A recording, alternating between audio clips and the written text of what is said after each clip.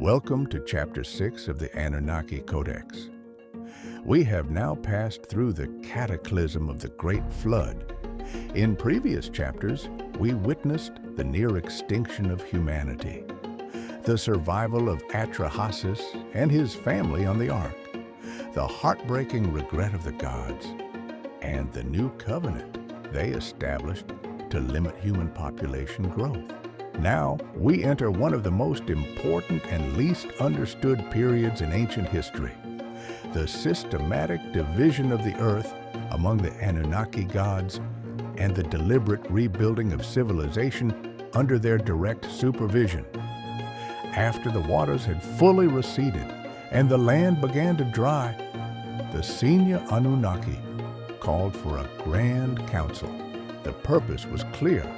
They needed to reorganize the entire planet and decide how to move forward with their surviving creation. The tablets describe this council as one of the most solemn gatherings in their long history. Enlil, still bitter about the survival of humans, presided. Enki, who had saved a remnant of humanity, sat as his counterbalance. Inanna, Ninhursag, Utu, Nana, Ninurta, and the other great gods were all present. The first major decision was the division of the earth itself. Enlil claimed the highlands, the mountainous regions, and areas best suited for agriculture and herding. He would rule from his holy city of Nippur, which would become the religious and administrative center of the northern lands. Enki, the master engineer and scientist, took the southern regions, the marshlands, the great rivers, and the fertile plains closest to the sea. He established his primary base in Eridu, the oldest city according to Sumerian tradition, where he would continue his experiments and teachings. Inanna was granted the city of Uruk and vast domains associated with love, war, fertility, and political power. She quickly became one of the most influential figures in the post-flood world. Ninhursag, the mother goddess, received territories focused on healing, childbirth, and the cultivation of plants and animals. Utu, Shamash, was given authority over justice, law, and the sun's daily path. Nana, Sin, the moon god, oversaw timekeeping, calendars, and the night sky. This division was not random. The Anunnaki were strategic. They assigned territories based on climate, resources, strategic location, and each god's particular expertise. The goal was to create a balanced, sustainable civilization that could serve their needs while preventing the uncontrolled population growth that had led to the flood. With the territories assigned, the Anunnaki began the massive work of reconstruction.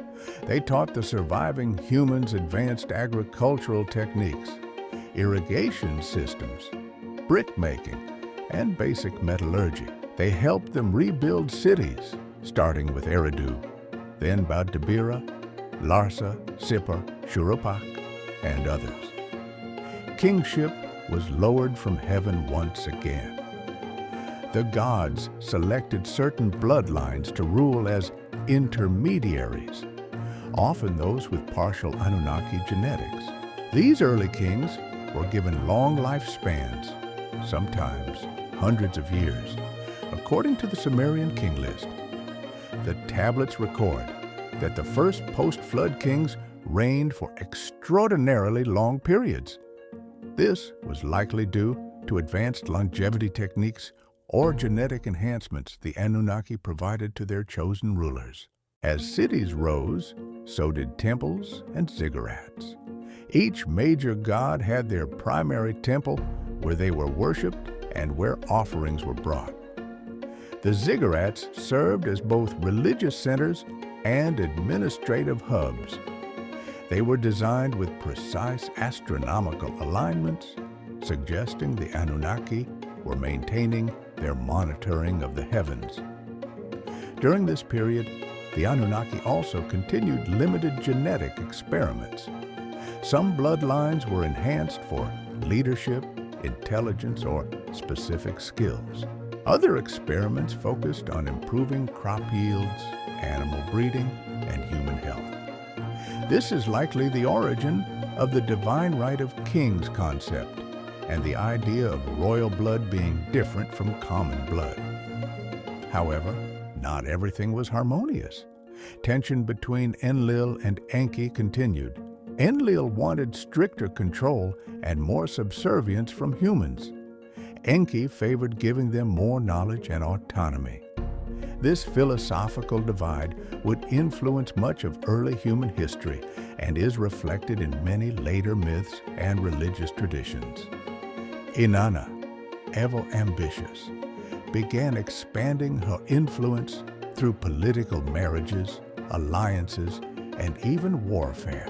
Her domain of love and war made her one of the most dynamic and unpredictable gods in the post-flood era. As decades turned into centuries, the first great civilizations began to take shape. Writing was formalized, laws were codified, trade routes were established. The Anunnaki watched closely, intervening when necessary, but gradually allowing humans more independence. This era marks the true beginning of what archaeologists call Sumerian civilization, the foundation upon which all later Mesopotamian cultures were built. In the coming chapters, we will explore the golden age of the gods' direct rule, the rise of powerful city-states, the first major wars between humans and gods, and the slow transition as the Anunnaki began to withdraw from daily affairs.